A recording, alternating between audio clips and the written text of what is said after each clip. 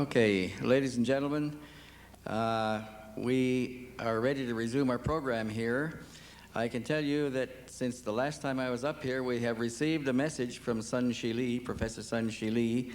It's transmitted in another language. It has to be translated. I will try to get it translated in time to read it to you still this afternoon. But we have planned a replacement, an alternate in Sun Shi Lee's case. And the alternate in this case is one that I'm sure you all will want to hear if you haven't already heard the story.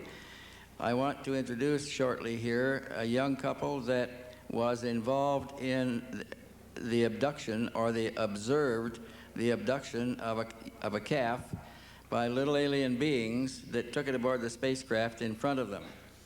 And then after that, the alien beings began to contact them directly, and they came back again and again, and they took the lady aboard the spacecraft. This case was first reported by Linda Howe, and it has become quite an important case in the lore of the UFO phenomena, because this is an eyewitness account of the capture of a calf that was taken aboard the spacecraft. So with no further ado, I would like to introduce Paula and Ron Watson from Kansas. Is that where you? Where? Missouri. From Missouri. The Mo people from Missouri. Here you go.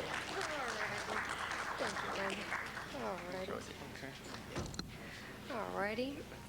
Thank you. It's Wendell. Thank you for having us come here, and it's our pleasure to speak with you today about our experiences, what happened to us, and maybe we can come across with some thing that maybe we all can try to figure this out a little bit more and come to a better understanding about this. And the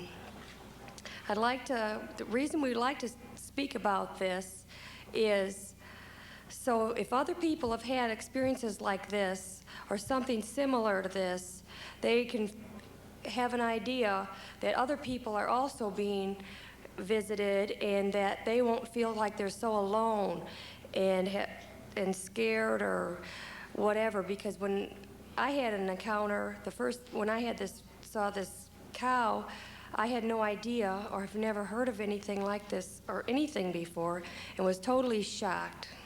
I just had no idea. I always assumed that there was other life in the universe, but the idea of them and me crossing paths, it just never seemed like it was ever possible until this happened. So I just want to let other people know that this is happening, and that we don't have to be real alarmed about it or everything. Just be aware that this is going on, and that we can't really control it that much, but just try to carry on with your life if this does happen to you. So I think that our government is aware of this that's going on, and through the media or whatever, they're trying to get information out. They're like just letting little bits and pieces of it out, so people will somewhat they're slowly, like they're spoon feeding the information to people to avoid everyone freaking out, I'd say. So, but that's my opinion on that matter, so I just wanted to let you know about that. And I'd like to say that if people have had contacts or visits, that if they can get with other people and talk about their encounters, or maybe not so much their encounters, so that the details won't get all mixed up, or people start having other people's encounters all of a sudden, and then, but their feelings, how they feel about things and how they're reacting to them and how they can carry on with their lives. Because everyone should understand that even though this stuff has happened to you, you're still an important part of our society, and to keep up with what you're doing.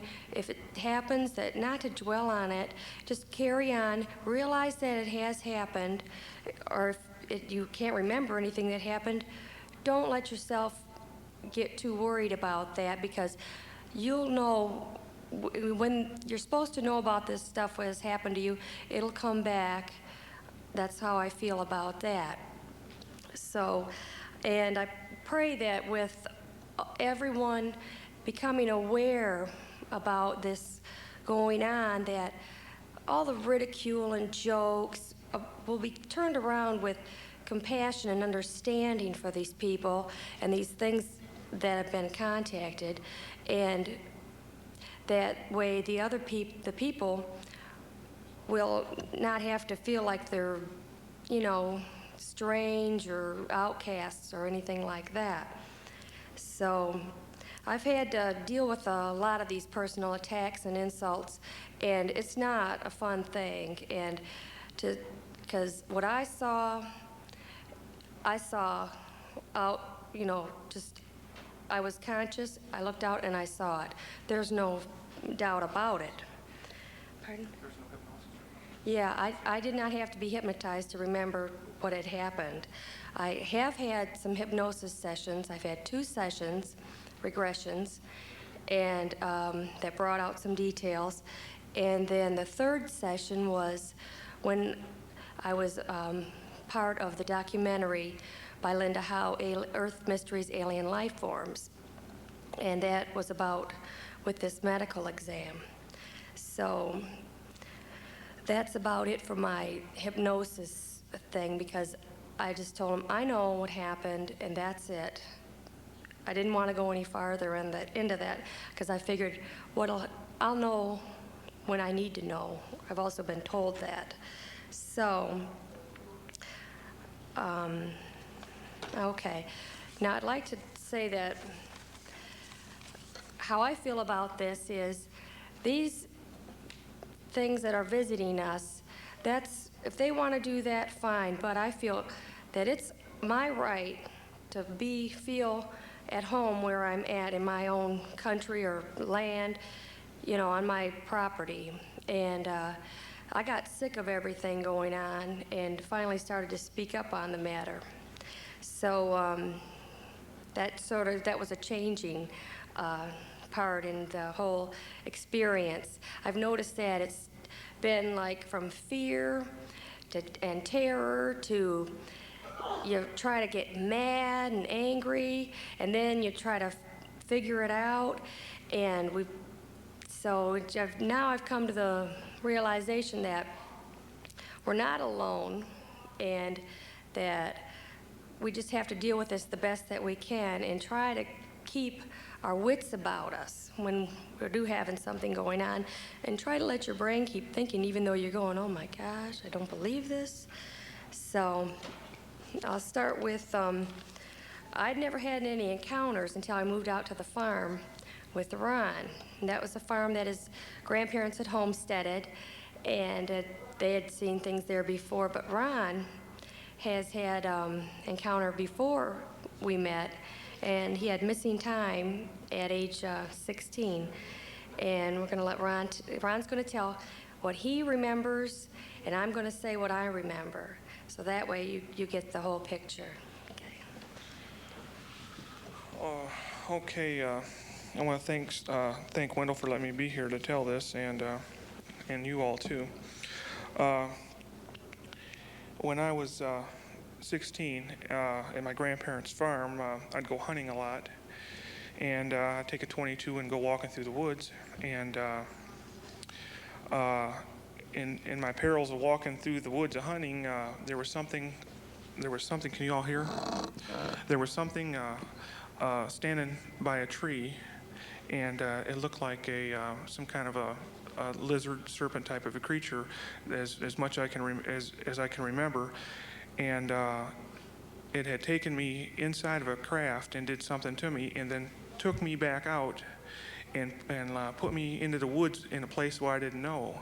And I ended up having to walk 2 miles back to where I was at, because the woods it had turned me around, and I had lost my direction to get back to my grandparents' place. And I knew that area real well. That's what was so crazy about it. That was the first time that I can vaguely remember something, because I was scared, and it really upset me.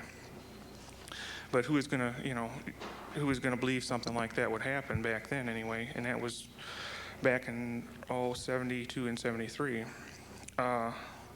And then one night we were coming home at my grandparents' farm, coming by it, because we had to go by it. And this farm is way out.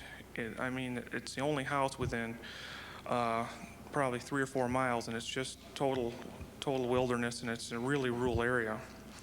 But we were coming back, and there were some kind of colored lights in a field just down from my grandparents' farm. And it was really weird because it looked like it was just a straight row of lights sitting on the ground, and there was 3 of them. And we didn't know what they were.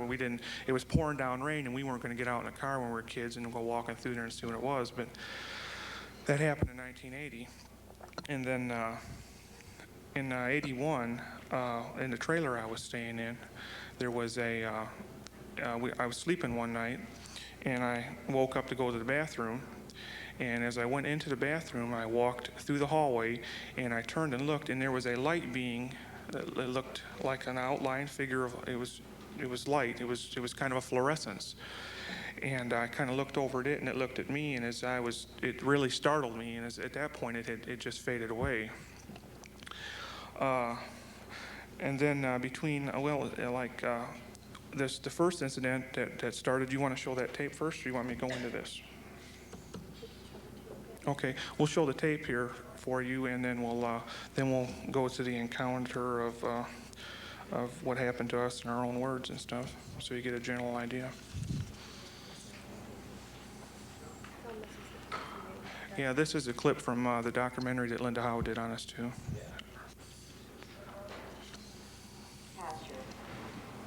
May 1983, when we seen this object. Well, it wasn't an object, it was a shining back there. We didn't know what it was. I couldn't really get a clear picture of it. I went in the house and got my binoculars and looked out across the field and make out what was out there, and I couldn't really see very good because of the way the terrain is. But with your naked eye, you've seen some stuff in it. Yeah, I did, glittering. Yeah. Well, that's what he told me. He said, there's something out there, and I keep seeing something flickering. It's out of the ordinary. You just don't see something, shining and flickering across. And so it's right out here. It's right across there. Now, when he's out here, when you put the binoculars on, what exactly could you see? When I put the binoculars up and looked in there, there was a green cone-shaped craft back here. It was green and looked solid. And there was a door on it with a platform coming on the side. And the lizard-type creature, he was standing next to the cone-shaped ship. So I told Paula, I said, look, Paula, there's something back there. Look at this. And she took the binoculars and looked through them. I took them and I looked. Just like that. And I couldn't see I didn't see the craft, but I could see the creature. And then I got to... Which creature? It had big green eyes. And it looked like leaves on it, or like it was camouflaged. And I'm looking at it, and then it looked at me with its big eyes, and my heart just stopped beating, and I couldn't breathe, and I just said, it's staring right back at me. And so then I handed him back to Ron. I said, I saw this thing, and it's looking right back at me. And so then he started looking some more, and I was really getting scared. Now, where is it? Which one saw the cow and these two little rivers? That's where we looked again. I was back there trying to find out where that ship and everything was, back and forth, and I could see it.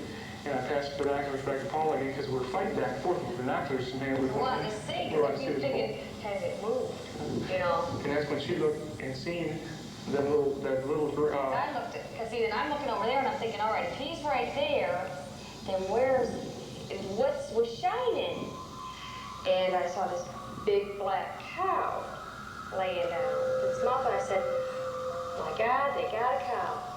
But what are they doing to it? And it was just laying there. And it had its eyes open, and its tongue was like hanging out a little bit, not real bad, but it just laid there and didn't move. And they just were running their fingers over it like that, and running them down it and looking at their fingers.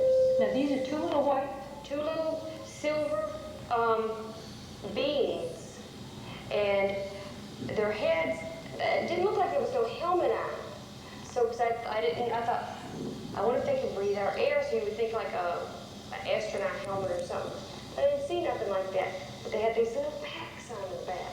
Okay, now show me again. Let's say the cow. And the cow is laying down. Here, and it's completely still. And its head is like right where your foot would be, and its mouth's open. And then there was one being on one side and one on the other. And they just reached over to it and were like fingering through its hair on its neck. It's like, see, there's its neck and the head. And they were just doing like that. And then look at its feet. Then the next thing is they had their hands over it, and it was a black ramp. And they just went like this. And the cow just went up, and it just floated right up the ramp into a hill. And once it got into the hill, like where the trees are, see? You mean like a conveyor belt or something? Yeah. Did it just like float? Did the cow float? The cow just floated right up, and I mean, there was nobody hauled it. I mean, it just moved right onto that ramp and just went right up and disappeared right into the hill, into where the trees are and everything. And it looked like there was actually a hill that it went up into. Which was the ship. And Paula got me real nervous. I got scared. She got real scared because she said, hey, if they're doing that to animals, what can they, what's next? Here we are, a family, they can come over here and do as they will please if they're doing, Out in the boondocks. We told everyone, said, oh man, we saw these aliens out there with this cow. They said, oh, sure you did. Nobody could find nothing. Like we were crazy. So later on I said, oh, how's everything going with your cows over there? And he said, yeah, we're missing a cow. I said, oh, really? Is it a black cow? They said, yeah. Well, that gives you a little idea right there what we're dealing with.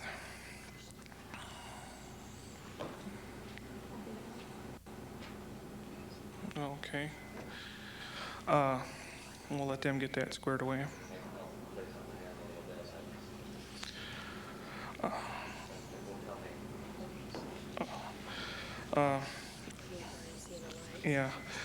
What started this incident out here, me and my brother was standing in the driveway, and we could look out across the field.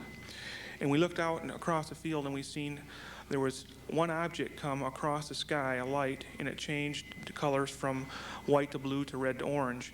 And the two split, and one come and down to earth, okay? It come down onto the ground. And I knew that the guy that owned the property had it rented out to some people that had cattle on it. And I knew that the person that had the cattle there was not in that field because we had seen a spotlight, like it was shining. It was a real bright, intense light shining into the field. Evidently, they must have been looking for this cow that they had got the next day or something. I don't know, or they might have got more than one. That's very possible too. But we seen the object come down, and we went over there to find out what it was, to look for it. And when we walked over there, we looked around where we'd seen it come down, and it was gone. So there wasn't no evidence of anything there at that time. So the next morning, I felt like there was something out there that I had a real weird feeling. And as I was sitting in the couch, I could look out, and there was some kind of reflective object out there. I don't know what it was, but there was something there. And that's when we had gotten up. I had called Paula and says, I seen something out there. I don't know what it is. And we walked over towards the fence where the gate and everything was, and looked into the binoculars and seen that thing. The one thing I had seen too, along with that craft, was some kind of round. It was almost egg shape, and it had two shafts coming out the center of it with something that looked like cups on it, and they were spinning in opposite direction. It was right next to the craft. And I don't know what this was, but it was definitely some kind of machine that they were using for something. And it's about the summary, except for that, and I'll let Paula give her version on what she had seen in the cow and stuff being abducted. Okay. All right. Well, the documentary it tells, pretty much about it, but then what I saw, when I looked into that lizard guy, it looked like it was looking at me. I call it the lizard type because it looked like that. Does that look funny? Is that better? Okay. And when I looked at it, it looked like it was reading my mind. And when it was reading my mind, I'm thinking, it's staring, my God. And then the only thing I could think of, I couldn't think of anything. All I could think of was God. I thought, if this is reading my mind, I wanted to know that I believe in God, and I thought that was the most important thing, because I didn't want to be taken to its leader or anything like that. I just thought, let him know that I think of God, and I believe God, and he can deal with that. So, so I'm handing them back to Ron. So then he's, looking at the device, and then I said, all right, let me see it again. I thought, well, I'm not looking at that creature no more. So then I was looking around, and in the briars is when I seen that was shining, because I knew it wasn't any trash in there, like if a, foil or something had flown in there or something. So I'm looking. That's when I saw these little guys with the cow, and I had no idea what anything looked like. I didn't expect to see it. So I'm watching them, and I'm just like having a heart attack. And they're doing that with the cow, doing their fingers like they were all separate, and then looking at them. And I didn't know if they were pulling ticks or hair or what, because I didn't see any blood. I didn't see the cow move or anything. It just laid there without not even moving. Then they took the cow and just floated it right up into the hill, because where all the trees were, it looked like a hill. That's when I told Ron, I said, I'm out of here, because it was me, him, and my daughter. Yeah, and he wanted to go over and check it out, because he's always curious. So I told him, fine, go on. Go by yourself, because I'm getting in the car and I'm leaving to call his dad. So, to have his dad come over, what do you do? Call Mom and Dad, So we went and to the cousins and called. His dad came out, and they didn't find anything. So we said, okay, that's fine. They're still out there. So then that night, they came back. His dad and his brother and a couple other guys came out, because it was sort of a joke. So then they were really surprised when they saw the flashes of lightning. It looked like lightning, but they were just in one little area. And there was 3 flashes, and then the craft lifted up, and then it just took off and left. And his dad had said, well, I've seen that before. So we're just going, oh, great. So then we got to watching at night, to see things, and we saw, lights going across or whatever, and try to figure it out, or other family members would come over and we'd, go out and look or something. When we had ideas that they were out there, we'd have them come over, and they'd all line up in the driveway, and we'd watch them leave. So then in November of 1983, which was that cow incident happened in July, and in November we had a whole different deal go on. And did you want to talk about this? Okay. We were walking out, and we heard like a murmuring, like a radio was on. We didn't know what it was like, because we didn't have any radio on, like this murmuring stuff. We'd hear that quite a bit. So I'll let you talk about this part. We heard a murmuring type, like she said, and it was kind of an overcast day, and it had started out with well, okay, let me get this back here. We seen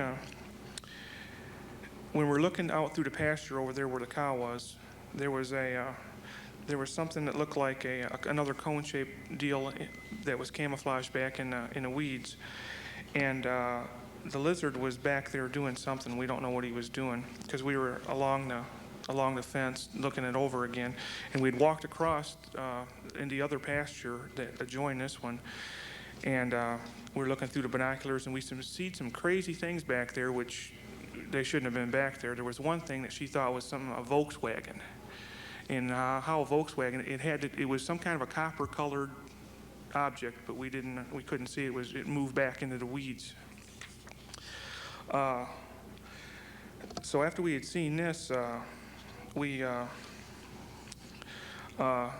started passing binoculars back and forth again, and there was a couple shaped ships back there. If you want to show this one shape, yeah, you move that off there. Here, let me see. Okay.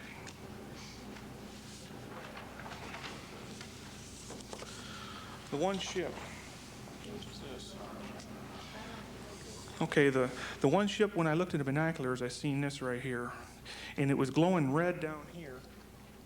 It was glowing red, and it had some kind of a moss hanging off of it. And whatever come out of the ship had a real foul odor or smell, because what I seen standing right to the side of this ship, believe it or not, would look like some kind of a chicken creature. Now, that's strange. Now, I looked at it, and it took me a while to think, wait a minute here, I got to clean the binoculars off and look again. You know, it kind of freaked me out. But it was definitely some kind of a chicken man type creature, and I didn't know exactly what it was. So after that happened, that was pretty bizarre. So we come back up to the porch, because we were saying after we seen that, man, we didn't want no part of that. We come back up and stood on the porch, and when we started walking up towards the porch, we heard some kind of a beeping or something. And okay, and as we turned around and looked in the fence row, there was a bunch of mutilated type of looking animals along the fence row. Huh? Yeah, it was mutated type of looking. It was just there was one that looked something like a let's see, there was 4 of them that looked like a turtle and some kind of a transparent lobster and some kind of a weird looking fish. And these things were like on 2 legs almost. They stood up. And there was some other type of creature back there. It looked like a huge buffalo with matted hair with big black-looking eyes, like pool balls. And the funny thing about this, and I haven't had a chance to go get the paper clipping from it, when somebody else had seen this creature, it would be 40 miles to the south of us. And because I went to my dad's one day, I picked a paper up and was reading the Springfield paper, and it said that somebody had seen a creature that's similar to what I had seen, you know, when I was reading it, and he burnt a motor out of his car getting to the police. It scared him so bad.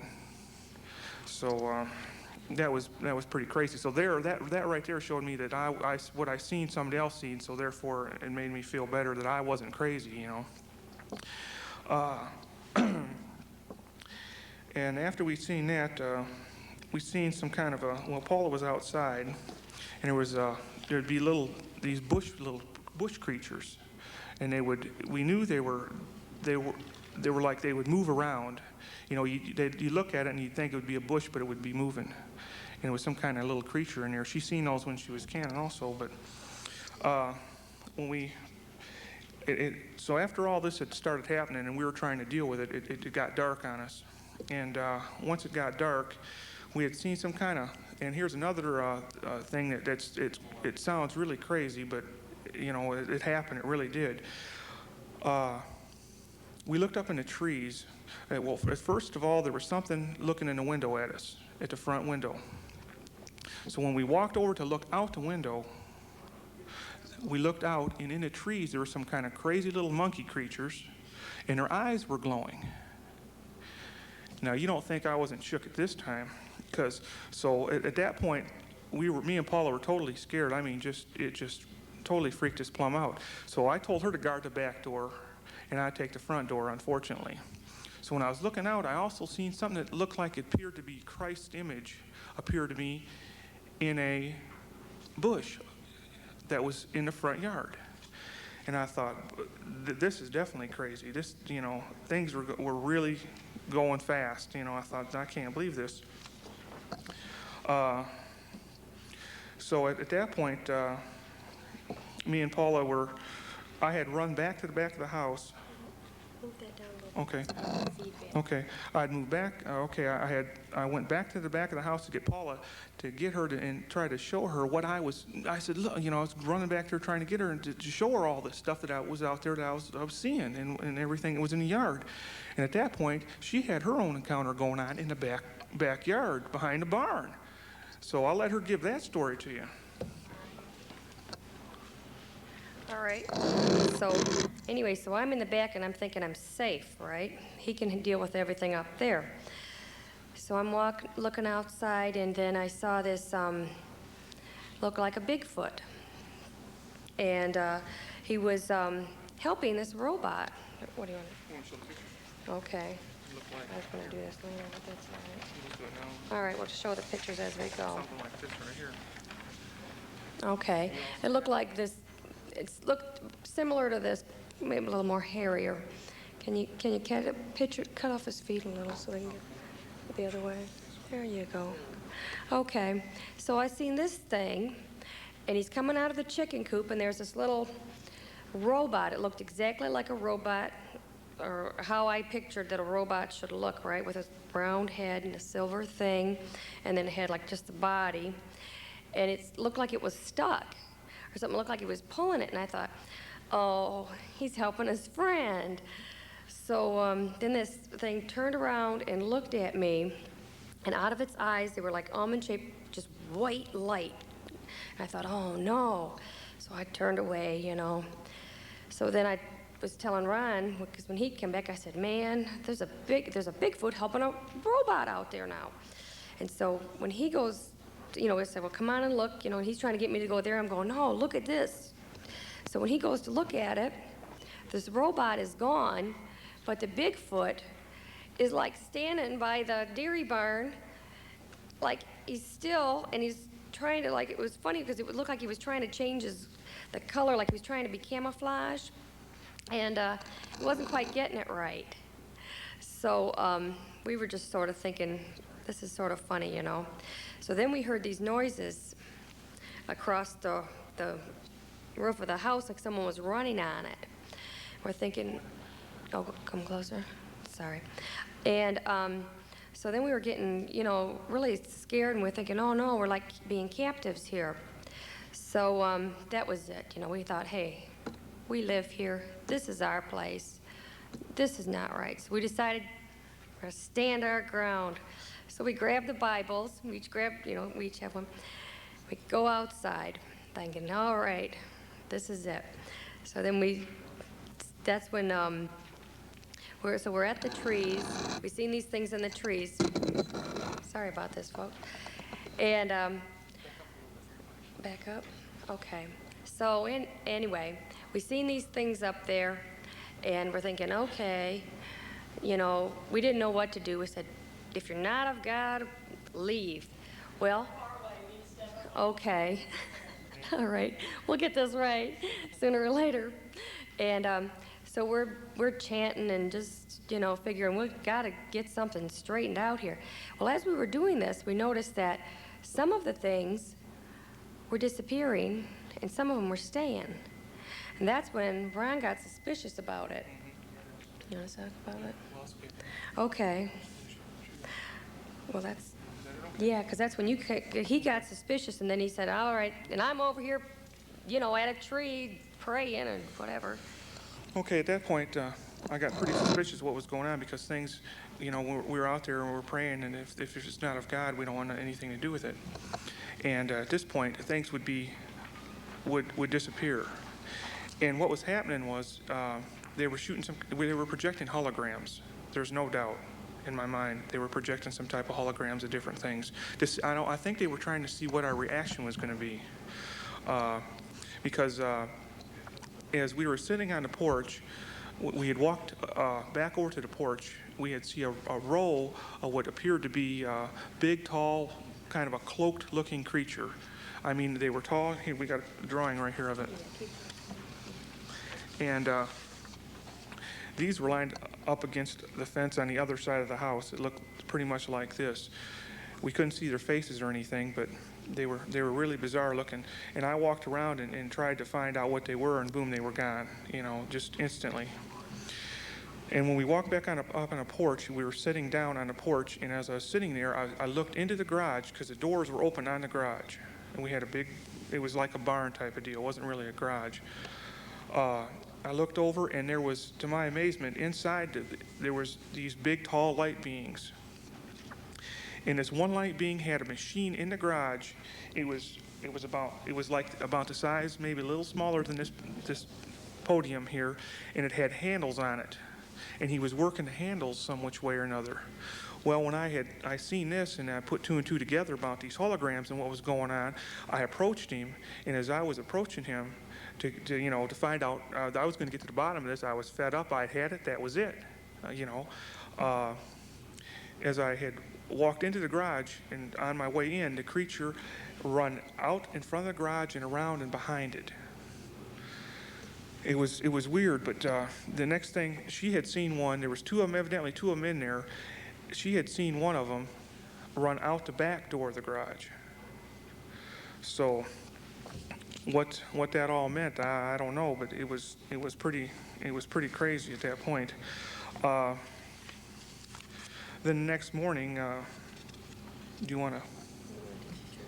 Yeah, well, we went to the church and looked for help on that and everything, but that was kind of a farce because, looking for help and trying to deal with everything, we got kicked out of the church and we were nuts, we were crazy, the whole ball of wax, the whole scenario, which is kind of a shame. That's why we have to deal with this and we have to approach this at a way to where, these things do happen and people aren't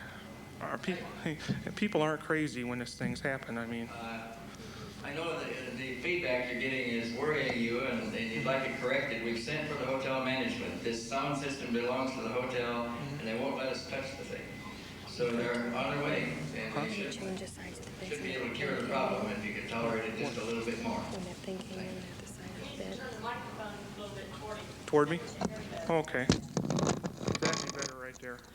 There we go. How's that? Shorter for her, taller for Yeah, it's kind of a back and forth thing, yeah. I said if I had a little box to stand on. Okay, and let me get back to where I was at. Let's see. I guess I'll let Paula give her. Tell them about that one when you changed the size of the bed and that one thing. Okay, yeah. We had something happen to us that was pretty bizarre too. We were laying in bed one night. Of course, we're getting ready to go to bed, I should say, and she said, "Well, we're going to switch sides of bed tonight because if anyone gets taken, you're going to get taken tonight because I ain't." So in the process, what was so crazy that evening, it was about 11:30, 12 at night. I seen something come in the door, and it was a little gray come in, and I seen them because we never locked our doors. There was no need for it because where we were at, it was so far in the country, there was no need to lock any doors.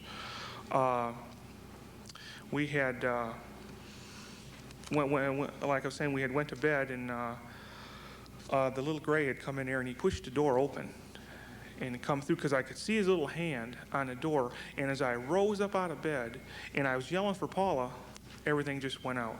Just like that was it, man. End of story. They just turned the lights out. I don't know what happened, how they did it or anything, but that's all I can remember. And at that point, they had taken, I don't know if they had taken me or Paula, but she had woke up on a ship with something, which I'll let her tell you that her own, story about that. But the crazy thing about it, the next morning, we had woke up on the same side of bed, but one's head was down at the other end of the bed and the other head was down at the other end, and we woke up wrong in bed.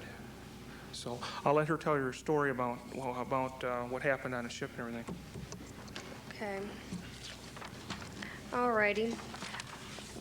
So that happened, and okay, now I got everything down. Okay. So when he told me the next morning what had happened, I just thought, all right, that's your turn. So I'd been having,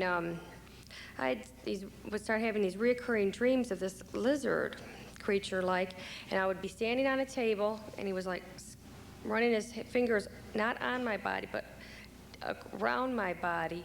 And I told Ron, I said, this is something else. I can't believe this. And because I felt so helpless while this was going on. So I was just, freaking out. So I just try to, put it out of your mind. So as things were going on, we had a big garden, and I was canning. I was canning in my kitchen, and not in a basement. We do not have a basement. There was an article wrote that I was canning in my basement, but I don't have a basement. Okay, there was never a basement at the farm, so just get the record straight. So anyway, I'm canning in my kitchen, and I felt something, that something was out there, and I, like somebody's watching you or something. So I looked out the window, because every room had at least one window. I looked out there, and I seen this little bush right next to the house. And I thought, okay, and there was a couple more, and I thought, there's no bushes there. We don't have any, bushes. I said, hey, Ron, come here and check these bushes out. I looked out, I said, I see you. And so he comes up, they'd moved back a little bit. And I said, I don't believe this, so we just look at him a little bit. I don't know why we didn't go out there, but we didn't, because we knew they were there. So we'd look, and then they'd move a little bit aside, and I just thought, at the time I just thought, these things are trying to be so incognito, but like, if what is in your yard.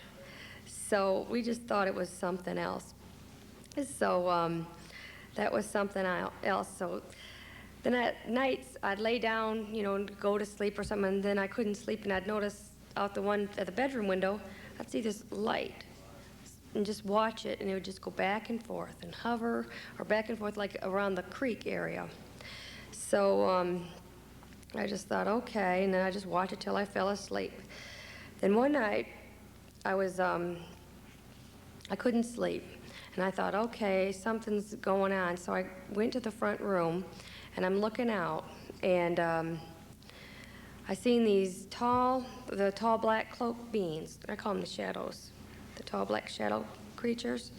And I watched them, and they came from different directions. One came from the road, another one came from the driveway. There ended up being about 5 or 6 of them, all lined up. And like they were hanging out till the other ones got there, and then a light came down from the road, the east. Okay, I'm bad on directions. From the east, and I thought, aha, a car. Somebody else is gonna see these things. So as the light came down, and I'm thinking, yeah, because if they were gonna turn away, they had to use our driveway because there was no other way to turn around. So I'm thinking, okay. So this light's coming down, and these beings like all line up, and they go over past to where the garden is on the corner, and they all just like go. I don't know what happened. I never see them anymore. And then I saw the light go across the field where the cow had been taken. I'm thinking, oh my gosh, it wasn't a car. And so that was something else about seeing those tall black ones. But then another time we were out walking in, not the field that the cow abduction was, and the uncle's across from us, because we figured it was safer. So we're out walking around, checking for blackberries and stuff, and I see this thing behind Ron. And it was a tall black, like a plane type thing. And I'm saying, it's behind you, and he couldn't see it. And anything, so I started throwing rocks at it. Because I figured, well, he'll hear something. It landed, and it had a dome top, and when it opened up, a light beam came out, and it just like shot me, and like I thought I was dying. So the next thing I know, I'm sitting on a rock, all dazed, and these little creatures, and this being, there's a couple other ones with it, was standing next to me. And it's got a smashed face. And it was giving the impression, like it wasn't real tall, but I'm sitting there thinking, oh, and it's giving me the impression like, we're having fun. What a good time, and I'm thinking, I wasn't afraid, thinking, this is not fun. I couldn't understand what was going on, but it let me look at its fingers, and I was getting in detail at it. And then Ron, next thing I know, Ron comes up, walking up, and then we both just leave, and that was it. And he doesn't remember anything about it at all. But I thought that was really strange. Then there was other times where I'd wake up and I'd have like the impression like I had sex or something like that had happened or something. I'm thinking, what? So I went and had, after I had my hysterectomy and everything, I had the hypnosis, and this had come out about with the medical exam because I hadn't had any idea about that. It's on, yeah, that'll be next. So anyway, I started having, before I had the hysterectomy, of course, I had female problems and things like that, and I had no idea what was going on. But I knew something was terribly wrong. What ended up was a cyst had burst inside me, and it has eaten me up. So they went in and took that out. And then, that was in January, and then in May, to the date, I had the total hysterectomy, and everything was just like a jumbled up mess. And on the report, I had my family doctor look at it, and he said that everything, you know, seemed normal and everything except the rubbery tan substance that they took out of me. He said, that doesn't seem right. So I just let it go at that, like I don't know if they botched the job or what had happened. So I was just getting really upset about everything that had been going on. So I've received some messages, and some are technical and some are spiritual, and some I just totally don't understand about. And I don't really know how to treat these messages that they give to me. If I don't know if they're trying to give me disinformation or what they're trying to have me try to build something or what, I have no idea. So I don't really put too much stock in them because I just, it's really strange to me. Now I had another encounter, and it was a flying dream, and I had it, and okay, where's it at? All right, and it was something else because this, from hypnosis, in my regression, I had a dream and I remembered it, and it seemed so real. I told the hypnotist, I said, this is something else. So I'm having this, I'm in this ship, and I'm flying this, and I was really stressing out because I was trying to get to a point, and it's like there was a screen right in front of me, and it was all dark on the sides. So I'm trying to fly, and I was worried about the sides hitting something. So I was stressing out, and finally I realized, what am I so worried about? Why am I worried about flying this thing? I don't even know how to fly an airplane. So at that point is when I looked up, and this being took these glasses. These glasses were on me. You might mention this was into your forehead, right? Yeah, and those glasses, like, they didn't go around my ears or anything. They were like just stuck in my head. And he took them out, and they had like different colored stones around them or something. They were something else, but he took them out of me, off my head, and this is what he looked like. But but it had a crown on, but the girl didn't get the crown. And but it was a tall gray, sort of whitish, with it had a necklace on, which I thought was funny because it had the necklace and it had a crystal on it. It was gold and with the crystal. And I thought, and he had the crown, and it was just looked at me and just made like a little movement with its mouth, like it was angry. And then the next thing I know, these other little ones come and take me off. So since then, I've had encounters, and just this summer, I was back, and I'm on the thing, and I'm arguing with him, and I told him, I'll fly this thing when I want to. And I'm thinking, what? I don't believe this, because, so that was something else, but I've had positive and negative encounters with these, and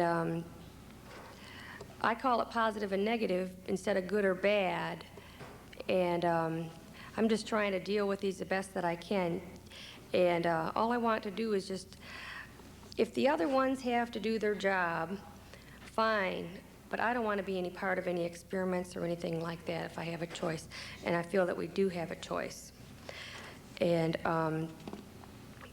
so that's what I want everyone to know. Okay, now with these physical exams that they do, I want to go into a little bit of detail about that. My thoughts on this are, we'll just make it quick. Okay. We've got an excerpt from the documentary also, but we'll show these first. This one here, which the doctor. Yeah, the lizard guy. When the documentary, this lizard, and I've had other contacts with this one, this is the one that would put its hand over my face like in this way, but it did not have 5 fingers. And it put it like this, and it just like calmed me down and mobilized me. This is the one that I felt was in control of the situation. This is the one that outside the craft too that you'd seen. Yeah, this one looks real similar to the one that was outside of the craft. This is it. The other girl couldn't quite get the camouflage quite right on it. And but this is the one, and I feel that this is the one that was in charge of the little grays that was, and then here's the one of the, I call this one the doctor one, because he was the one, well, there was a lot of them, but they had the little blue suits on, and they had this little insignia on them. You all see this right here? Can you see that all right?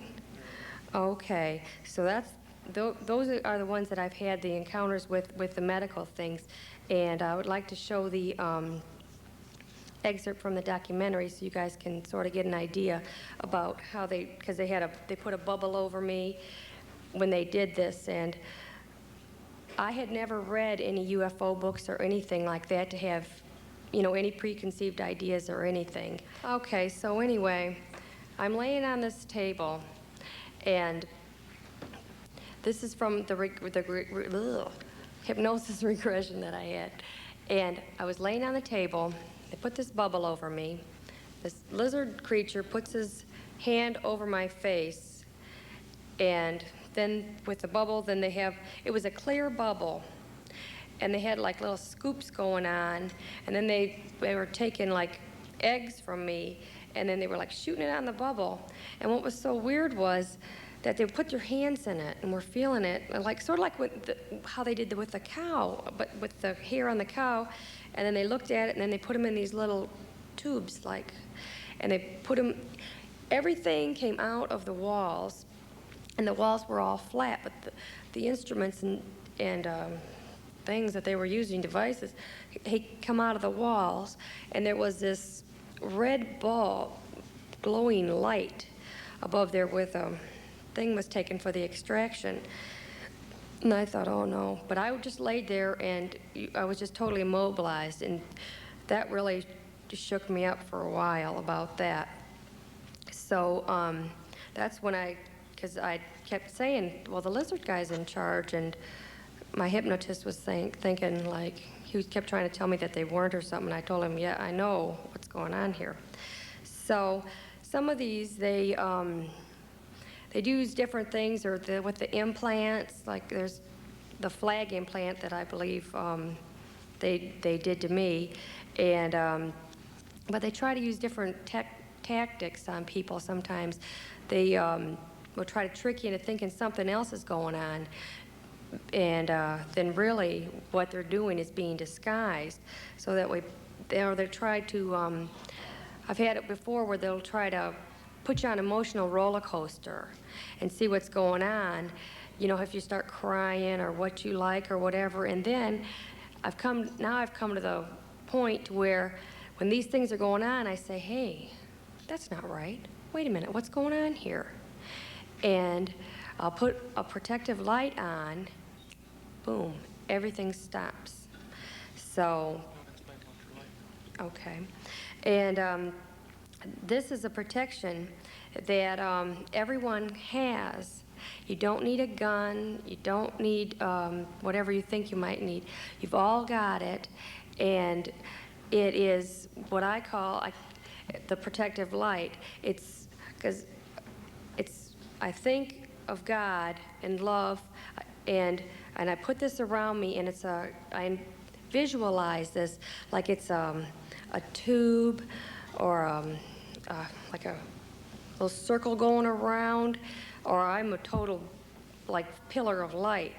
And I found this to be beneficial. It works for me, and it has also worked for some other people that I've told about this, some friends and things, and I'm glad because they were also having repeat encounters. And my children also use it, and they've also seen some things and been tried to be tricked by them, but then they put their light on and everything goes away. So I've been using this. I learned about this in November of '90. And the first time I used it was on the little grays. And, you know, because I was in bed and I was fighting and I knew they were there trying to pick on my arm, and I said, "Oh, God, save me." And a voice said, "Remember the light." And I just, when I heard that, I just went, right. And I just put it on, boom, the whole thing stopped. The second time I used it was in January, and I was on a ship on the table again with Mr. Lizard was there. And I thought, oh no, not this again. And as he went to come up to me, I put my light on, and when that happened, I did not wake back up in my bed, but I was like in this big dark space, and I thought, I'm dead. You know, it's it. And I said, "Am I dead?" And a voice said, "No, you're not dead." So I'm looking around in this darkness thinking, is there angels there? Is there beings there? Or what's there? I didn't see anything. And so then when I came back into the earth, I know it sounds crazy, but I felt like I had God's protection around me so I wouldn't get burned up on reentry. And then I was back in my bed. And I said to Ron, I said, "This craziest thing just happened to me. I had this deal with this lizard." I said, and instead of it disappearing, I disappeared from the situation. So that was really shocking. So, but I was glad. And then I'd made a phone call to Linda. I said, "All right, Linda, I've got a way to protection." Because before when we did the documentary, she had interviewed me extensively on, you know, some of my ideas and thoughts, and I felt like we're helpless. You know, there's nothing we can do, and I wish somebody would try to help us or save us or something. So then I found out about the light, and it worked. It would work twice. So I called her. I said, "Hey, I want to change. You know, if you're going to put something in another thing, I don't want, you know, we are not helpless. We do have a way to protect ourselves." So I've been using it, and now I've had the other ones still try to come in or have encounters, and I'll put this light on, and like they seem to just go away. The encounter stops, and that's what I'm really glad about. And but then other ones are coming. Thinking, oh, because I knew something was going on one night. I thought, okay, I put my light on, and I'm thinking, okay, I need more protection, so I'm saying the Lord's Prayer. And so I opened my eyes and thinking everything should be all gone, and there's this being saying the Lord's Prayer with me. This one he's like a Chinese type or Oriental, like, and it was saying it with me, and I'm thinking, oh no, now what? You know, it didn't scare me or anything, so I just thought, okay. So then while we were camping this summer, I had my tendon on my right leg had been torn after the Tucson. I was bending over in the garage and my tendon tore, so I was pretty messed up. So I'm just on crutches. As soon as I got off crutches, we're going camping. Well, I'm going up the steps of the camper, and the steps break, and so I had a big gash in my leg, a big dent, you know, so I'm thinking, oh no. So I wasn't doing a whole lot.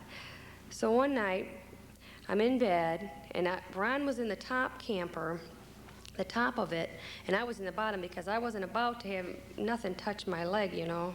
So he's up there and I'm down there, and I seen this, I looks out the window, I'd woken up and I thought, man, it's really bright out.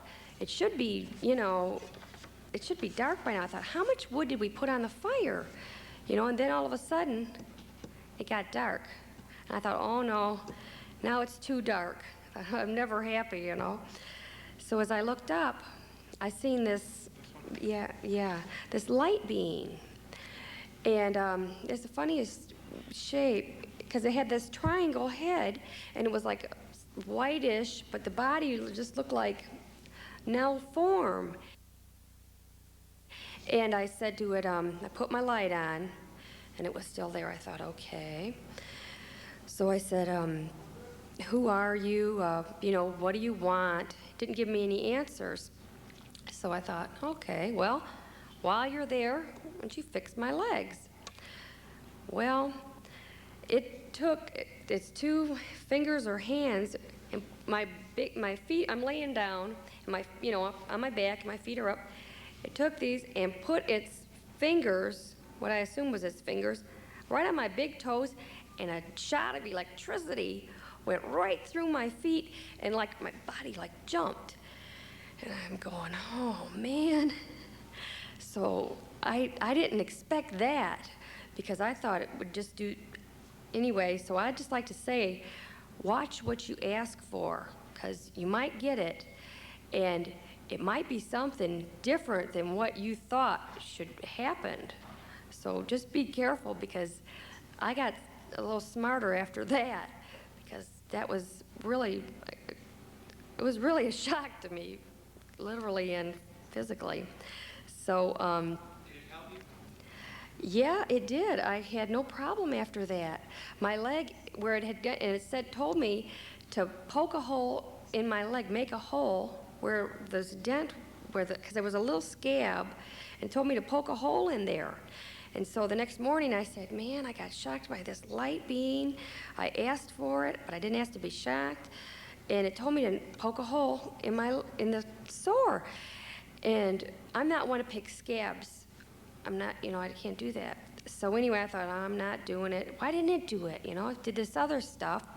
So then later on, as I noticed that around where the dent was and everything, it was all pushed out. So I pushed all the bump to where the scab was, and then I just was like soaking my leg and stuff and got a little of the edge of the scab up and just let it go, And then as it healed and everything, the part that I had picked off, there's not like a mark. So it was what I should have did, but I couldn't do it. I just did it in a little part, but I'm thinking, man, if I would have did the whole thing, then I would know, there probably wouldn't have been any scar as much as, but I still have the dent in my leg. So, but I haven't had any other trouble with my legs. So everything's still, all in one piece. And so just watch out about that. Now there's what I'd like to touch on briefly is there's a universal law that I've been told about, and it's that it has to be respected in that if you don't want someone to infringe upon your body, you have your rights to, against that. So once you can say that you don't want this to happen, and it should be respected. And I'm not trying to replace anyone's thoughts or religion or go against any religion or anything by, telling people to use this protective light. Keep doing what you're doing, whatever, but just put this in the back of your mind, or put it into, if you ever need it, give it a shot, try it. And it's worked for me, and like I said, it's worked for other people that have had repeated visits, and it stops them from trying to intrude upon your person, and you get it just works out a lot better, because if some of these are trying to do stuff so for our good or whatever, that's fine. There's people that would surely line up to be, helpers or something, but yeah, abducted or, little guinea pigs or something, but I don't want to do it, and so that's what I just like to let everyone know. Sometimes I get asked, will I get visited if I'm in contact with you? Well, I'm in a support group, and sometimes I jokingly call it the unsupport group, because the one girl says, well, I don't know if I want to keep coming if you're going to be here. I said, why? And she said, well, if I keep, if I'm in contact with you, am I going to get more visits? Mine was only a one-time thing. And I told her, if I have any idea, if there's any way I could stop it from having the about intrusions or anything, surely, I wouldn't want anyone to have to go through it. I would never wish an encounter on anyone, it's something that's going to be so scary and people just have to be prepared of what they ask for or something. Sometimes they might get it, and just be careful of that. And so I'd just like to say that, you want to, okay, Ron's going to touch on something here real quick. Before, when all this microphone and everything went kind of wacky on us, there was one thing I also wanted to tell you about these monkeys that was in the trees. Just recently, we had our doctor, which is, he's a good person and everything, but his wife, her grandmother is in the 80s, and she lives in Tennessee. And it was coincidental because she had seen a bunch of monkeys in the trees. And she called the sheriff's department and told them about it. And they just laughed it off. And she called them out 3 times and tell them to come and get these monkeys out of my trees. And so when the sheriff's department had come out there was no monkeys, of course. I mean, but there's a link there that someone else had seen this just as well as we had too, is what I'm trying to touch on. And another thing, it's not only it's me, but it's my family too. My family have seen these things. My dad was hunting one time, and one had hovered over him in the trees, and a dog come running back to him. And this was at night because it was overcast and real bad, real cold and miserable out, and that's a good time to hunt for him. And my brothers have seen these things. My one brother had seen this one craft. We had seen this craft come by before, and then they had seen one. It looks like this. It looks like this right here. And he had seen this hover over our house. And these lights rotated and changed colors. And we had seen these 2 fly over, but they were at a distance. And it was funny because they were out hunting, him and my dad, and they had seen us go over, and they had drove up to our house, and at the time they had got there, it was gone. And they just drove on. They never woke us up. The next day, they said they had seen us. I says, man, if you see anything, wake me up. I don't want this over my house and not know about it. See if we're even there or what's happening. That's one. And then the lizard-type creature, we were camping on our land, me and my brother. And he had woke up. Something went on. I seen the taller light beings outside the camper.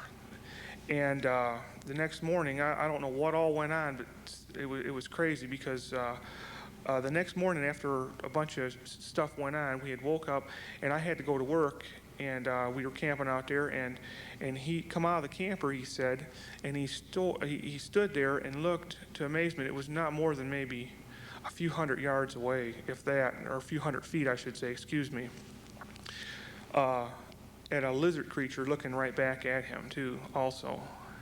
And he said he had never been so scared in all his life, and he's never been back since then to that land where where we camp and stuff.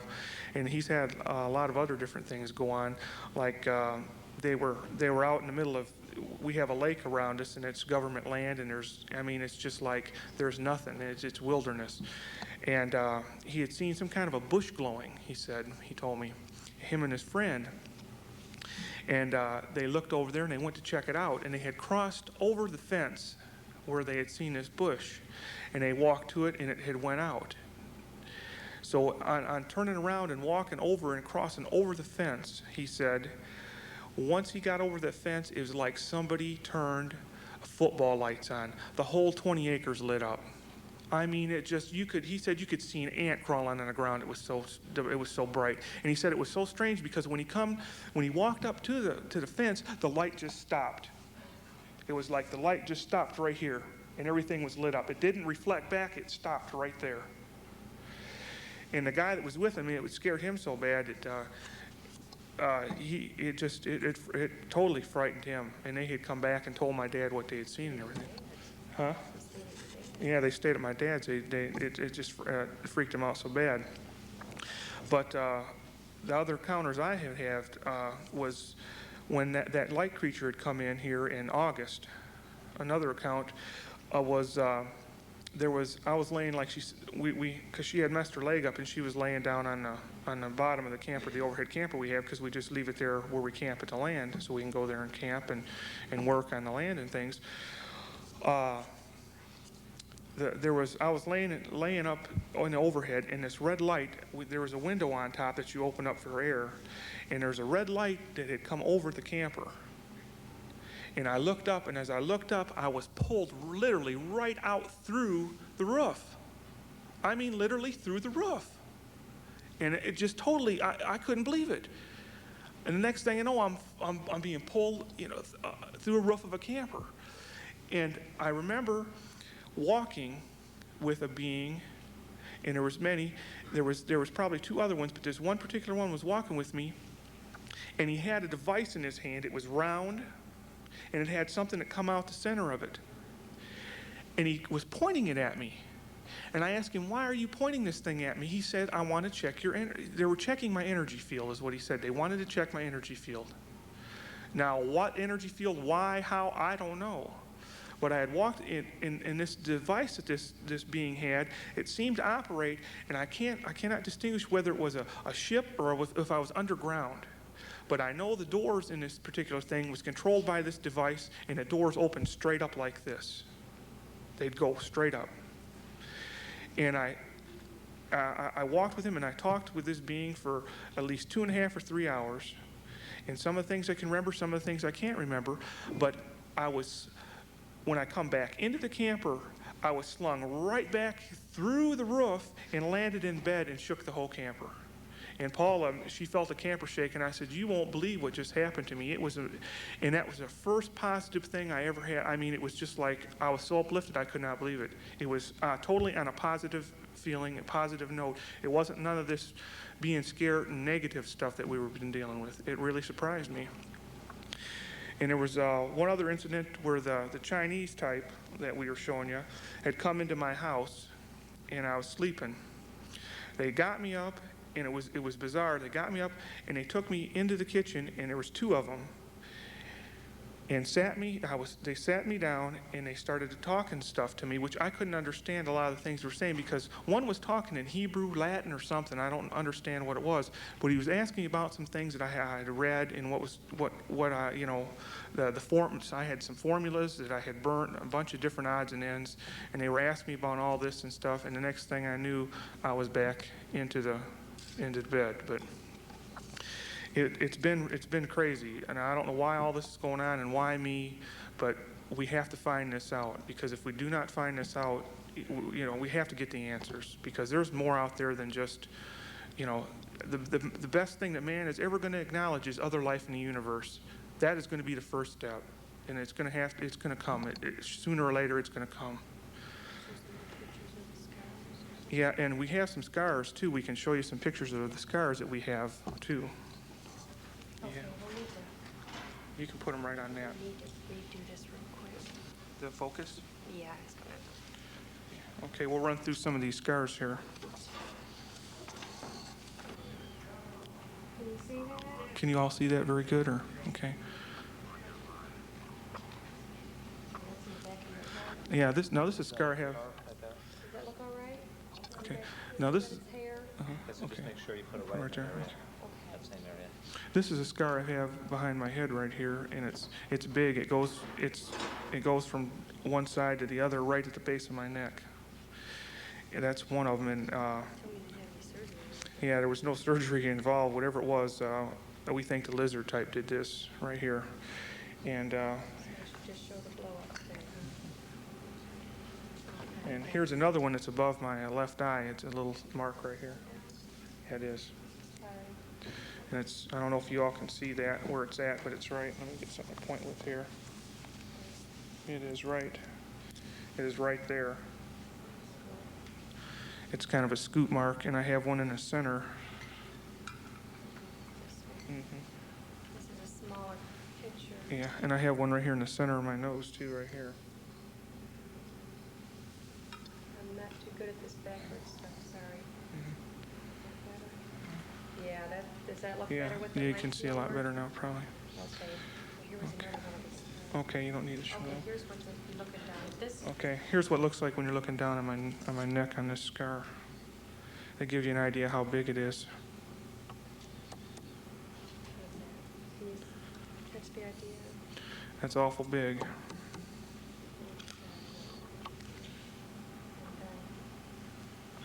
Okay, and you can, I'll put those on there for you, and you can Okay, tell. this is my head.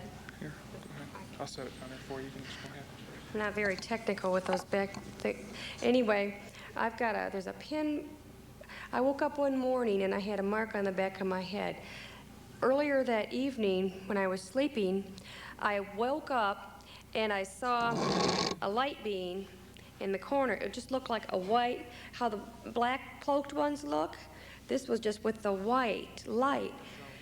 Okay, sorry. And I just looked like, I said, oh, it's one of the light beings. And I laid back down, went to sleep.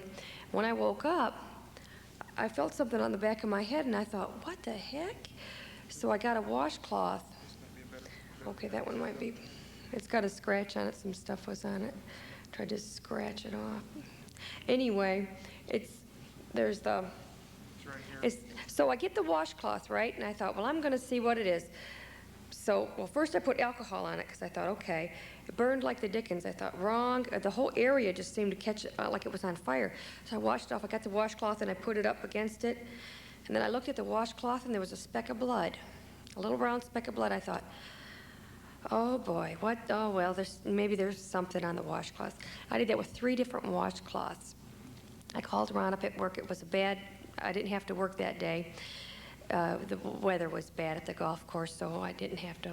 So I called him up. I said, honey, I've got something.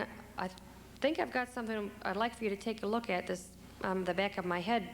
And so I went in, and he checked it out. He said, yeah, you do got a mark. I said, okay. So then I called our hypnotherapist, John Carpenter. He's with MUFON.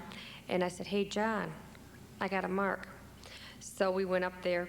He happened to have free time. He went up there, and he's the one who took these pictures, you know, because he said, well, you guys got anything else? And we said, well, you know, look at the scar on Ron's, the back of his head, and then he noticed the scoop marks. But, so I have no idea what went on with those, but that's a little bit of like what we've got to show you about what's going on with us. Okay, so now I would like to, I'd just like to say that I hope that people who've had encounters will be able to get information and so they can get on with their life, and maybe we can all find the truth about what's going on here, that we can help each other. And that way people will feel like they're not alone. I can only say this for myself, because this is the way I feel. This is what I believe. And thank you very much. We'll open a question and answers now if you'd like. Is that all right, Wendell? We got time? Okay. Yes? If it would help if you would like Oh, to yeah. Speaker, yeah. and just take your turns coming. Yeah, over there. Just take I forgot to say that about the lineup. Yeah, Okay. how tall were the lizard type and that other real thin type that had the crystal necklace? Do you have any idea? Okay, the lizard guy, he seemed to be like, well, I hate to use Ron as a reference. So, but it was taller than Ron, probably about, I'd say, maybe almost 6'6" or almost 7 feet. And the tall gray, it was really skinny, and he seemed to be maybe, because I was sitting down, he seemed probably about the 6 foot-ish, or, well, a little, you know, 6, maybe a little higher, because he was taller than the little guys. Okay. Did the lizard type have any scales, or do you remember the type of? Yeah, he was like a scale, and it was so smooth. They were just like down, real smooth. And the only actions, I've never gotten any information from him. He'd just like stand and watch, or he'd step back and watch what they were doing. And Didn't have much of a nose, though. no, not really. Okay. Paula, 2 questions. Number 1, do you feel like that if you had not been abducted, you would not have had the hysterectomy and the complications with that? I sort of My personal opinion is I think it had something to do with it, but I really don't have any proof about it. My mother did have cysts also explode in her, but she won't talk about this or anything. But I just seem to think that it had something to do with it. Yes, I do. Last question. Do you think are you aware of any history at all of abductions in your family, going back through the generations? Any hints at all? In my family, not that I know of. Just grandparents or anything like that. We've never ever even talked about it or, ever. So I don't really know of anything other than what's going on with my children. And then my sister has seen some lights, and she's seen a few things, but that's all that in my family. Okay, thank you. This question for Ron. Okay. You mentioned a scar above your left eyebrow, was it? Yeah. You can put your hand on your skin and move it a little bit and feel if there's a dent underneath that particular scar, is there? Yeah, there's a dent. Yeah, there is a dent, yeah. Are you aware if it was dented before or not? I don't know, to tell you the truth, no. And of course, for wounds, for skin cuts on other parts of your body, you can do the same thing. You can move the skin just a little bit and feel if there's anything underneath in the muscle structure. Okay, you're saying like an implant, is that what you're leading to? Or Yes. Yes, that's what I thought. Okay. Yes, I had thought about that too before, but I feel that there was probably some implants put in, but I feel that I have now, I don't know how I can explain this, but I feel now that I'm over them implants. If they were holding me back spiritually or whatever, my own belief, now this is my own belief, if they were holding me back spiritually is how I felt, I think I'm done with it, because I have had some real good experiences with these beings now, and the first thing it's hard to get away from the fear factor. That's what most people have the hardest thing about doing, is getting over the fear factor, and once you're over that, things will go good. I mean, that's... Now, you say you're no longer subject to implants. Do you feel that they were left in place in you and deactivated or removed? I feel that each individual person has it in himself to deactivate these things. That's the key. You have it within yourself. If there's anything that is negative or anything that is not what I want to say, it's hard to put it in a phrase, not of God, you have the power, it's manifested in you to get rid of them. And in essence, you're saying, think love, not hate. That's right. Thank you. Paula, was the brown rubbery substance ever analyzed that they found after the hysterectomy? That was inside me when they took it out. Is that what you mean? Did they ever analyze it, or? I believe they did. I've got the report if you want to see it later or something, but I didn't get a whole lot of explanation on the report. I can. Go ahead. After her surgery, when the doctor had come in to me to tell me how she was doing, the doctor sat down and he told me he had to sit down for 10 minutes because he did not know what he was dealing with. He'd never seen anything like that. And it amazed me that he would say something like that, because he sat right down there and told me that, so. So perhaps they had a pathological report, or? Yeah, there's been the report, and with the let me look for it real quick. And then another question, assuming you all are still living in the same place, have you done any tests for radioactivity? We are not living at the farmhouse anymore, and it's been sold, and we moved to a different house in Mount Vernon, and Yeah, on that point too, we might add it was sold to a colonel in the armed forces, as a matter of fact. Retired. I don't know. Huh?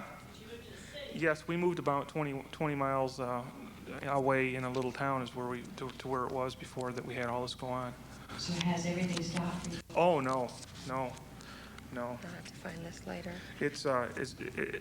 What's good about it seems to be what's happening. It seems to be more on a positive note now to us. So. All right. I can't seem to find the report right now, but I believe I brought a copy of it, Yes, didn't I? there's And if you want to look at that later, you're truly welcome to. Okay, next question. You think that by calling the light to you, you have called upon the Christ energies, and that has changed the type of contact that you are now having? Yes, I do. I feel that it's keeping away the negatives and calling on to the good ones for the help or guidance. Well, I don't call on them to come in. I just call for the protection, and then when I open my eyes, they're there. And then I ask them, who do you serve? And I want, I expect to have a good, something like God, Christ, or, the Maker, and also, I also say, holy, holy, holy is the Lord God of the host. And then they have to give, like, I've been joined in on that also, and also with the Lord's Prayer. But the new one, someone had told me to try this, say that holy, holy, holy. I looked it up in the Bible, it is there. And so then I said it, and it joined in with me again. So I said, okay. And then, we proceeded on. I congratulate you on that. I believe that we should be more choosing on what kind of beings we contact, and that we can defend ourselves when the negative ones, so to speak, try to do their own thing. I agree, and I'm so glad that it works, and because if you're going to be angry or have anger in you, some of these things feed off of it, and they like it. They want you to feel, like going to fight or whatever, and we just have to not have anything to do. I think we have a choice, really, and I choose to go with the ones from God, the positive ones. The Ashtar Command or members of the Confederation? I do not try to contact anyone if they contact me, because I'm afraid of, I don't know if I just don't want to be opening myself up and to let these other ones come in on me. So I just put up my protective, light in like a barrier, and that if they can penetrate through that, then I test them. I give them, then they got to go through the questions. And then they can, if they pass, then we go on from there and see what they have to say. Thank you. I have a couple of questions for Ron. Okay. Have you any scars at all over your ears on either side or up toward the forehead, up in this section? Have you ever checked? I never checked, but I don't think I have, no. Did I know? Slightly behind the ear, it might look like a little slit mark. No, I'll check and see, though. Please do. Yes. Another question I have is, did you hear any particular sound that you thought was different before the experience took place? Okay, now I'll say this again. Did you hear anything unusual inside your... Well, I'd hear, my right ear would hum, and I'd hear beeping sometimes, but it don't seem like I ain't had that trouble anymore. I ain't heard that here in a long while. So I don't know if it had to do with whatever they did to me to produce that, or if they've stopped or what. I don't. One other thing I missed, one thing I was curious about this lizard being that you were discussing was, can you tell me what the shape of the head was and if there were ears, large, small, and different? Well, Paula had more, she can answer that better because she had seen it with the binoculars a lot better than a clearer form than I did. You want to? The one you looked like was more insect. Yeah, because the one that I had seen, standing next to the ship looked more insect like this. So, well, it's off, isn't it? It looked No, like, it's on. Looked more like that. I think he's up. Is he up? No, he's right. Okay. Because it looked more insect than it did lizard to me, Were there any, just to either one of you, it's the last question. Did you see any kind of ears on any of these beings? Okay, the only one I cannot recall ears on the lizard. The only one that I remembered ears on was the tall gray one, and he had like these funny little well, you can't see. Anyway, it was a tall one with, and he had like these little. You said he was with, did he have a white robe or? It was like a robe, yes, that would be on, and it was like behind him.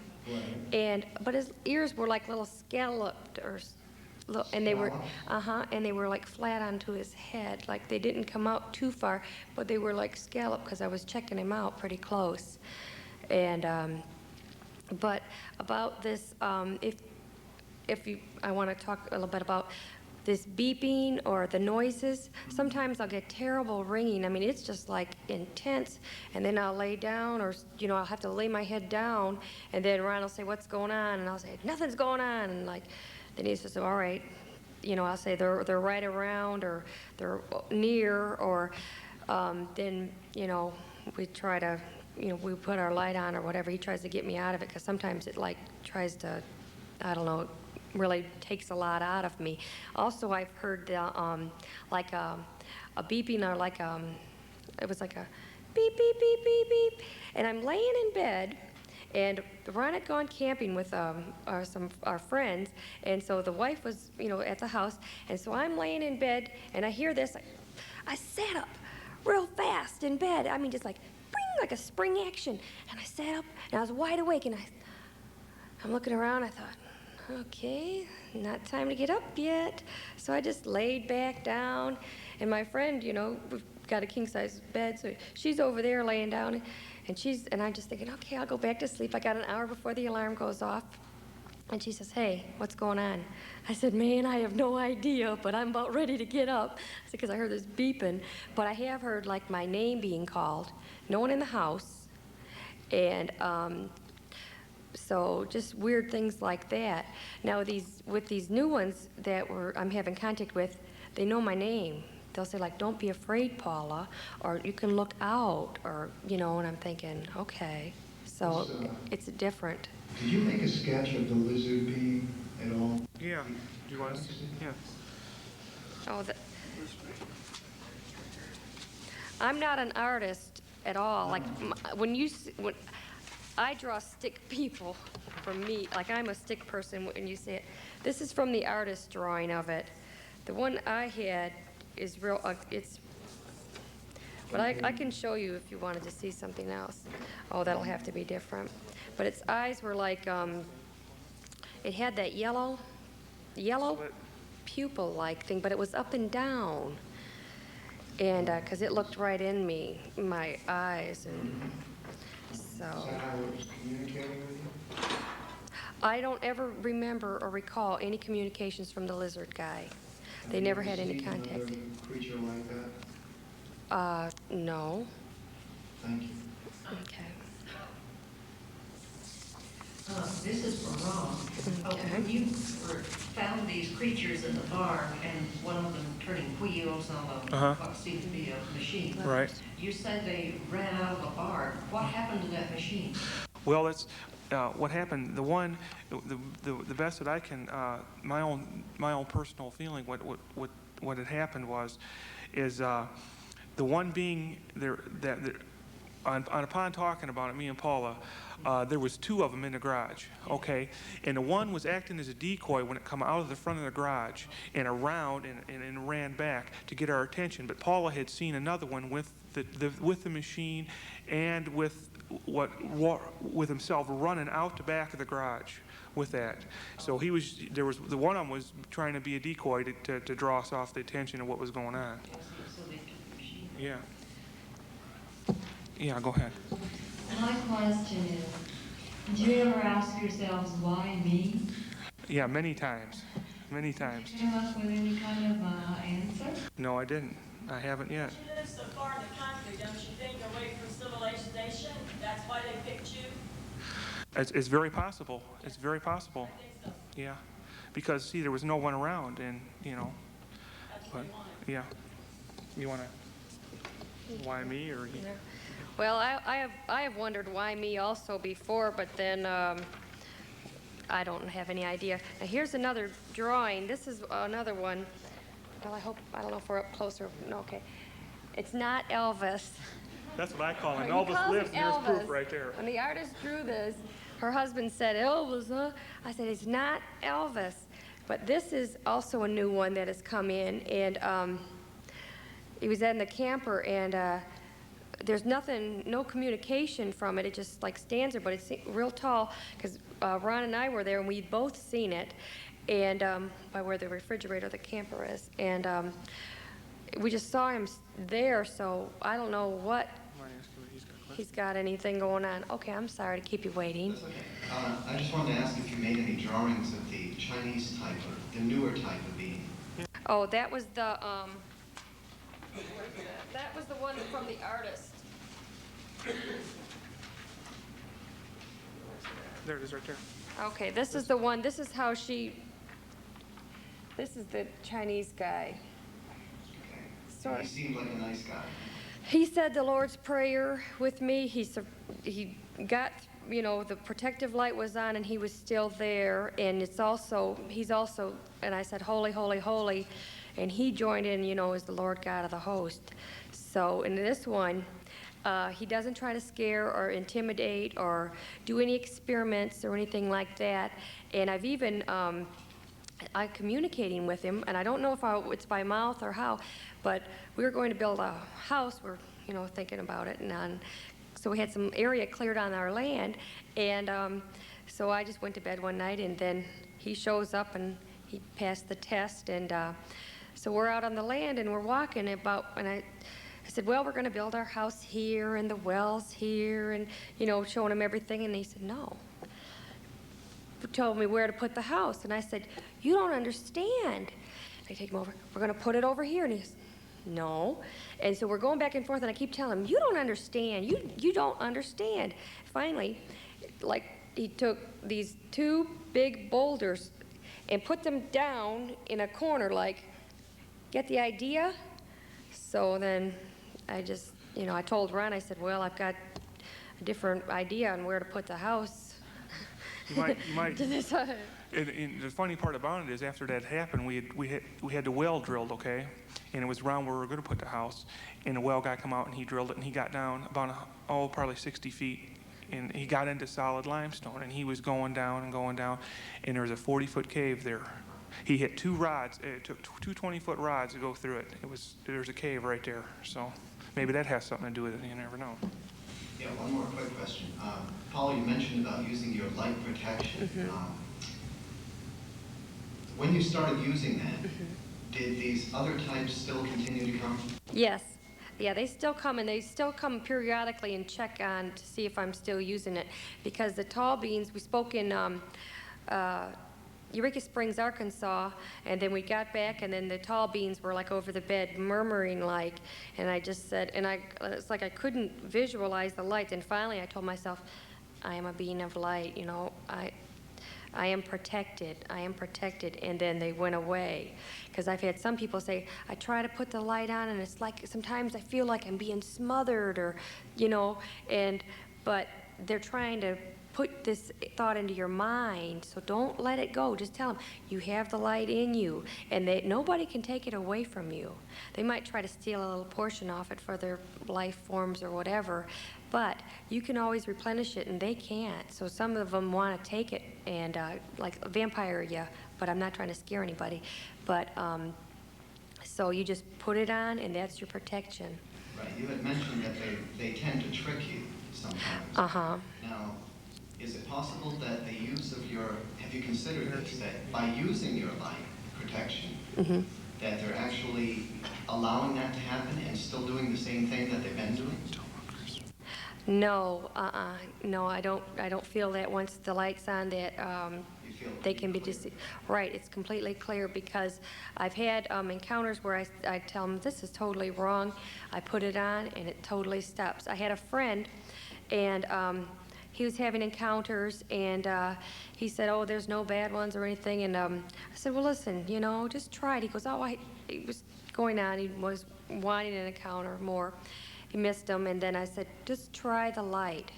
Just see what's going on, because I don't want you to, you know, be used or manipulated or just be a target of this. And so he said, all right. So anyway, he was having an encounter, and he put the light on, and this thing jumped away from him. It was trying to have relations, and it changed shape. Like it turned like it was his wife, and then it was like a couple other images, and then finally he's watching this going on, and you know, thinking of the light, and he said when it ended up, the final result was it was a tall gray, like he said, like it was a female type, and it just made a squealing noise, and left. He came to my house the next day and said, "Guess what? I just finally saw what I've been dealing with, and man." It's you know, and I was so glad for him because it had been a long time he'd been having encounters, you know, and it just got to the point where he was accepting the, you know, the medical procedures or whatever, and then his wife would wake up screaming, and he just told her, "Oh, it's the ones that stick the needles in us or something," and so she'd been using it, and so that's the one good thing about it, but I really don't think that it's being tricked. Okay. Are you aware of the fact there have been 2 cases where people were abducted? One lady basically said, "I'm unwilling for you to do this to me. I do not want this done to me. I'm absolutely totally opposed to this. Check your laws. You're breaking your own laws doing this." And they went back and they came back to her and they said, "She's right. We talked to our leaders and they said we are breaking our laws. Let her go." And the other thing is that some people I know, there was another case where a lady and her son were taken on board, and she was unwilling, and they started to do this to her, and she started repeating, "Adanoia, Adanoia, Adanoia, Kadosh, Kadosh." Kadosh, Kadosh, Kadosh, Adonai Sabaoth. Right. Because that invokes the power, right. I was wondering if you are aware of a name which is draconian. Have you ever heard the term draconian? No. In reference to the ones that have the cat eye and the serpent-like appearance? No. So forth? I'm not familiar with that. You might check that out because I'm in touch with another person who does investigations, and he has heard that term in reference to those who seem to ally themselves with the Greys and the aliens. Okay, because and the Kadosh, Adonai Sabaoth, this is what a gentleman had told me to say, and I did look up in the Bible. My pronunciation may not be exactly perfect, but the Sabaoth is in the Bible, and it does mean Lord of the Hosts. So I looked that up, and then... Well, Adonai is hail to God, and so forth. That's what that means. It's found in the Keys of Enoch, James Hurtak's book. Oh, okay. You can find it there. All right. And he knows about UFOs, definitely. Okay. All right, thank you. All right, thank you. All righty. Well, I want to thank you all very much, and it's our pleasure. Thank you. Take care. Go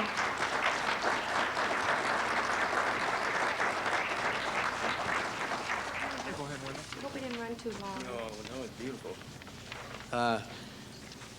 We want to thank Ron and Paul for their presentation here. They are a very interesting couple, and they've had some remarkable experiences.